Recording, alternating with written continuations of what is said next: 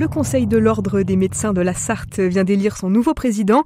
Bonjour, docteur Deveau. Bonjour Agnès Milo. Vous êtes médecin généraliste à Ciel-Guillaume, vous avez 47 ans. Vous étiez auparavant vice-président du Conseil départemental de l'Ordre des médecins en Sarthe. Votre rôle, vos missions désormais pour la profession en Sarthe, quels sont-ils ? Le rôle d'un président de conseil départemental, c'est de s'assurer que le conseil est en capacité de répondre aux missions plus largement dévolues à l'ordre des médecins, qui effectivement va se répartir les tâches sur le plan local.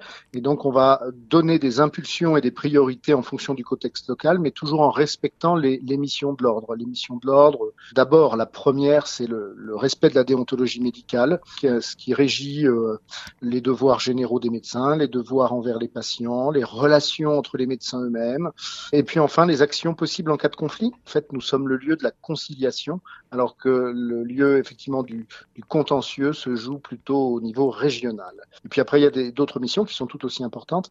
Garantir la compétence des médecins, conseiller les médecins dans leur exercice, notamment sur toutes les questions de certificat, et puis la relation aussi avec les institutions, relation avec la justice, relation avec le monde politique, relation avec nos tutelles, que sont l'ARS et les caisses d'assurance maladie, voilà. Alors l'un des enjeux en Sarthe ici, évidemment, c'est l'accès aux soins. On pense au manque de généralistes sur notre territoire.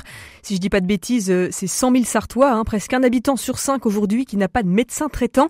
Comment faire face à ça ? Alors, tout à fait. L'accès aux soins, c'est à la fois l'accès aux généralistes, l'accès aux spécialistes. Alors pour les généralistes, il y a déjà des petites choses qui sont mises en place, notamment le système de régulation des appels qui déjà existait en soirée et le week-end a été, pourrait dire, étendu en journée, même si c'est un système différent. Ça s'appelle le SAS, le système d'accès aux soins. On a une réponse téléphonique au 116 117, une orientation en fonction du degré d'urgence, et puis on a des créneaux qui sont dédiés chez une grande partie des médecins de la Sarthe. Bien sûr, c'est encore insuffisant parce qu'il faudrait d'autres créneaux, mais donc d'autres professionnels. On a un deuxième projet qui est en train de voir le jour, qui va être porté par le département, c'est le Médicobus, un véhicule équipé en salle de consultation avec un personnel dédié pour aider le médecin qui armera ce dispositif.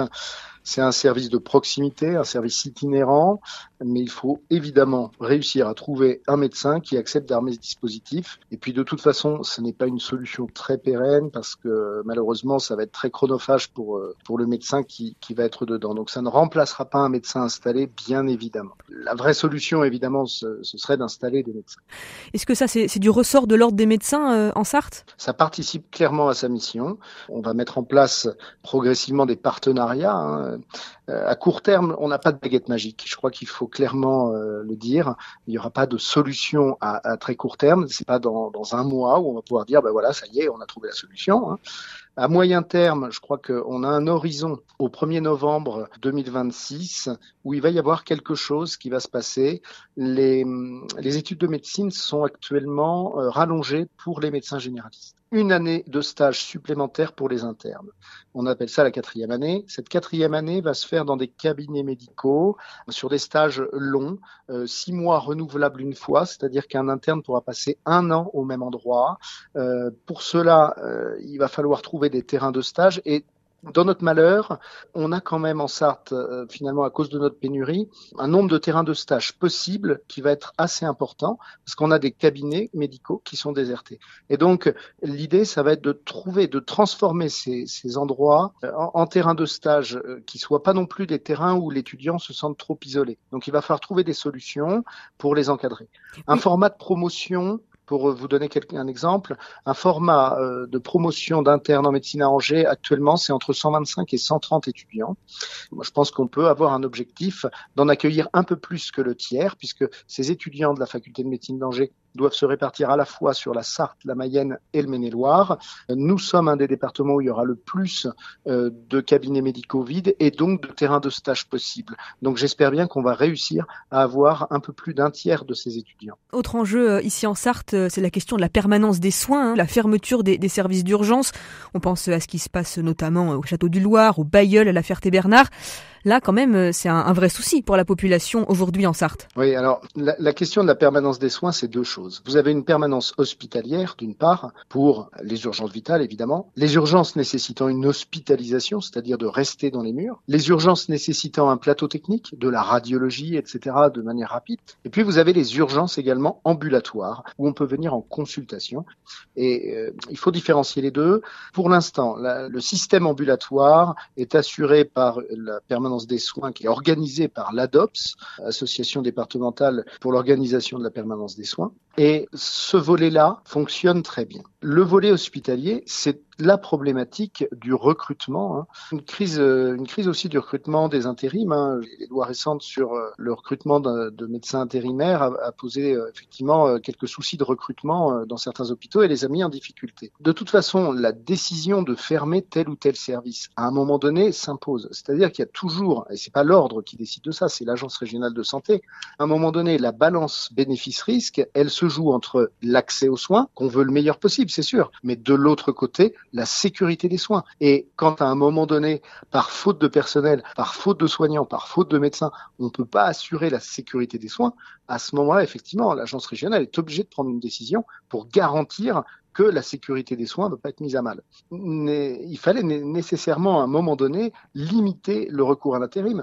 Vous imaginez bien qu'un fonctionnement d'un service hospitalier avec uniquement des intérimaires de passage, ça pose problème parce que il faut à un moment donné se mouiller pour venir organiser le service, l'organiser dans le temps. Avoir une vision plus pérenne. Avoir une vision plus pérenne. Et l'intérimaire, il vient pour assurer un service. Une fois qu'il a terminé, il est terminé. Maintenant, effectivement, le fait que la loi soit passée, à un moment donné, ça coince parce qu'on peut plus recruter comme on voudrait. Et je crois que, de toute façon, les services hospitaliers ont besoin de personnel fixé qui viennent travailler à la garantie du service dans le temps. En Sarthe, il y avait eu le dispositif des EPMU, les équipes paramédicales mobiles d'urgence, qui avait été mis en place déjà du côté de Montval-sur-Loire et de Saint-Calais. Déjà, est-ce que ça fonctionne et est-ce que, surtout, ça peut être étendu à d'autres zones du département ? Alors, ça fait déjà de nombreuses années qu'on se pose la question de ce qu'on appelle les zones blanches. Les zones blanches, c'est par définition des zones qui sont à plus de 30 minutes d'un service d'urgence. Ces zones blanches, il faut un certain temps donc pour y aller, pour emmener une équipe de secours. Je crois que c'est intéressant de voir un petit peu comment les systèmes d'urgence dans le monde sont organisés. Il y a deux grands systèmes qui s'opposent depuis les années 60. Aux États-Unis, avec des grands espaces, avec des étendues importantes, donc des temps de déplacement importants, ils se sont aperçus que si le patient n'arrivait pas assez vite à l'hôpital, ça pouvait entraîner le décès dans un plus grand nombre de cas. Et ils ont établi une théorie, la théorie de l'heure d'or. Le patient doit être sur une table d'opération en moins d'une heure. Donc ils ont mis en place pour ça des équipes de paramédicaux, infirmiers, de soignants, ambulanciers, qui chargent le patient le plus vite possible et qui vont aller le plus vite possible vers un service d'urgence. Ça s'appelle le Scoop and Run. C'est vraiment des paramédicaux qui emmènent. En France, on a des plus petits espaces, des plus petits temps. Et nous, on s'est aperçu que les décès survenaient plus si les soins ne sont pas prodigués le plus vite possible, pas forcément sur un plateau technique. Et donc, pour éviter les décès pendant le transport, on a lancé les SAMU, les équipes avec un médecin en plus des paramédicaux. Et une fois sur place, on commence les soins avant de transporter le patient, ce qu'on appelle le stay and play. En fait, les EPMU, c'est dans notre système habituel de stay and play de SAMU, c'est une équipe paramédicale de service d'urgence, un peu comme aux États-Unis. C'est une solution donc qui peut être adaptée aux zones blanches. Et on a aussi la possibilité d'imaginer des convergences. C'est-à-dire que pendant que le SAMU part, le PMU peut directement prendre en charge le patient, ils se rejoignent à mi-route, et finalement à mi-route, on a un médecin qui prend en charge et qui peut commencer à prodiguer les soins. C'est un système mixte. Alors, maintenir des SMUR, c'est-à-dire des médecins présents dans une ambulance aux quatre coins du département, devient vraiment très difficile. Donc, c'est une adaptation justement aux problèmes précédents. Alors, l'un des sujets clés en France en ce moment, c'est aussi bien sûr la question de l'euthanasie, de la fin de vie. Quelle est la vision des soignants et la vôtre également, docteur Deveau, sur cette question ? Alors déjà, en préambule, on peut dire que c'est une question très complexe qui vient interroger notre propre finitude, qui vient interroger des questions philosophiques, des questions morales, des questions spirituelles, au-delà d'un aspect purement médical, voire technique, voire juridique. La question centrale, c'est de savoir comment on soulage les souffrances physiques les souffrances psychologiques de la fin de vie. On a des savoir-faire en France en soins palliatifs. Je déplore quand même que les soins palliatifs aient souffert d'un manque de développement, de manque de moyens, peut-être par manque de volonté, par des peurs, je ne sais pas. En tout cas, en Sarthe, par exemple, nous sommes un des départements qui n'a pas d'unité de soins palliatifs. Et finalement, vous me demandez ce que les soignants pensent. Les soignants qui sont spécialistes du soin palliatif se sont réunis en juin 2023 dans notre région. Ils étaient en congrès avec la SFAP, la Société française d'accompagnement et de soins palliatifs, à Nantes.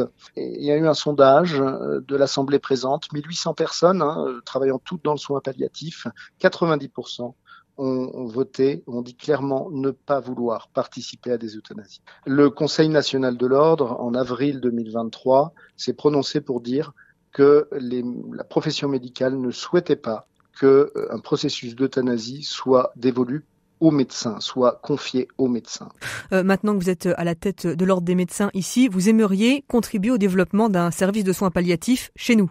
Ah oui, tout à fait. L'unité de soins palliatifs, effectivement, c'est une nécessité sur l'hôpital du Mans. Ça n'a pas pu se faire, non pas par un manque de volonté, parce qu'elle a existé, elle a dû fermer par manque de médecins. C'est vraiment la question des ressources humaines. Ça peut être fait très très rapidement, parce qu'il y a déjà des gens qui ont l'expertise, mais qui sont pas assez nombreux. Il faut pouvoir assumer une garde, une continuité des soins. Il faut être au moins 4, c'est le minimum. Et pour le moment, effectivement, on est loin du compte. On est à la moitié du compte. Merci beaucoup, docteur Bertrand Deveau. Vous êtes, je le rappelle, le nouveau président de l'Ordre des médecins ici en Sarthe. À bientôt, bonne continuation. Merci Agnès Milo de m'avoir invité.